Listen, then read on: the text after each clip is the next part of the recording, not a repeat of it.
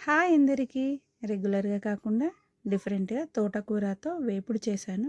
Simple and easy ప్రాసెస్లో ఈ recipe చేసుకోవచ్చు.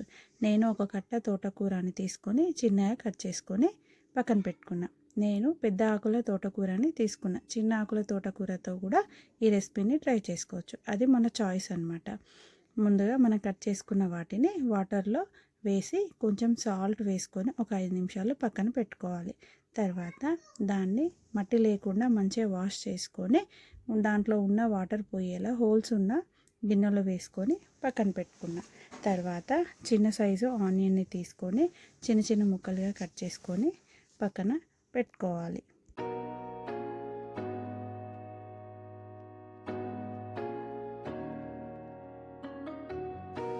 తరువాత ఒక గిన్నె పెట్టుకొని అందులో సరిపడా ఆయిల్ వేసుకోవాలి.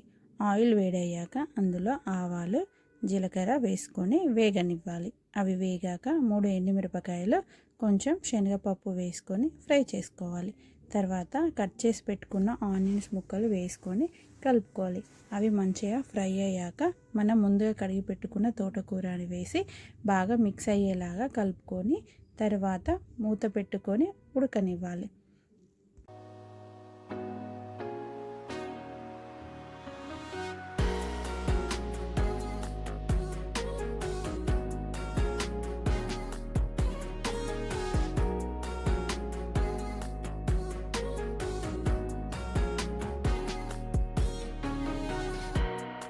తరువాత ఒక ప్యాన్ తీసుకొని అందులో 5 ఎండుమిర్చి ఆల్రెడీ మనం పోపులో వేసుకున్నాం కదా, అందుకే నేను 5 తీసుకున్నా.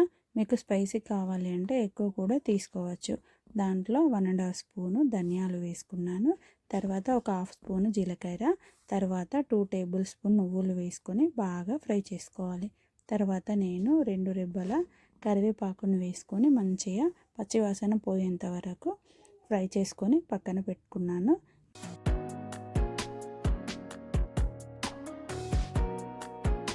అదే ప్యాన్లో గుప్పెడు పల్లీలను తీసుకొని మంచిగా ఫ్రై చేసుకొని పైన పొట్టు లేకుండా తీసేసి పక్కన పెట్టుకోవాలి. తర్వాత ఒక మిక్సీ గిన్నె తీసుకొని అందులో చల్లార్చిన మిశ్రమాన్ని మిక్సీ గిన్నెలో వేసుకొని పొట్టు తీసి పెట్టుకున్న పల్లీలను కూడా అందులో వేసుకొని వెల్లుల్లి రెబ్బలను వేసుకొని మెత్తగా పౌడర్ లాగా చేసుకొని పక్కన పెట్టుకోవాలి.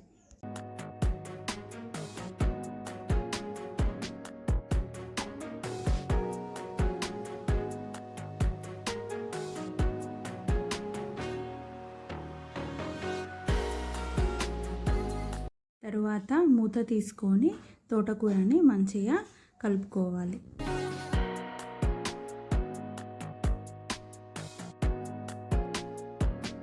తరువాత చిటికెడు పసుపు, రుచికి సరిపడా సాల్ట్ వేసుకొని బాగా కలుపుకోవాలి.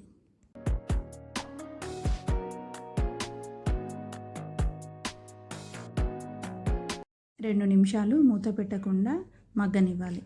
తర్వాత మనం ముందుగా తయారు చేసి పెట్టుకున్న మిశ్రమాన్ని అందులో వేసుకొని బాగా కలుపుకోవాలి.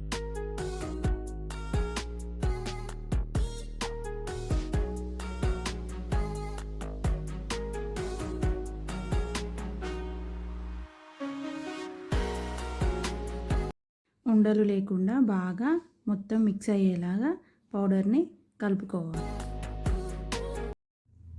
తర్వాత ఫైనల్గా కొత్తిమీర వేసుకొని కలుపుకొని ఒక బౌల్లో తీసుకొని సర్వ్ చేసుకోవడమే.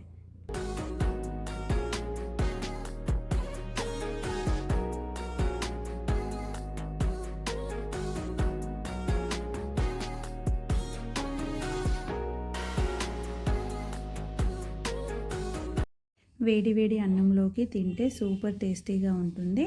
నువ్వులు వేసాం కదా, టేస్ట్ చాలా బాగుంటుంది, కమ్మగా ఉంటుంది. మీరు కూడా ఓసారి ఈ రెసిపీ ట్రై చేసి చూడండి. ఎలా ఉందో టేస్ట్ కామెంట్ చేసి చెప్పండి.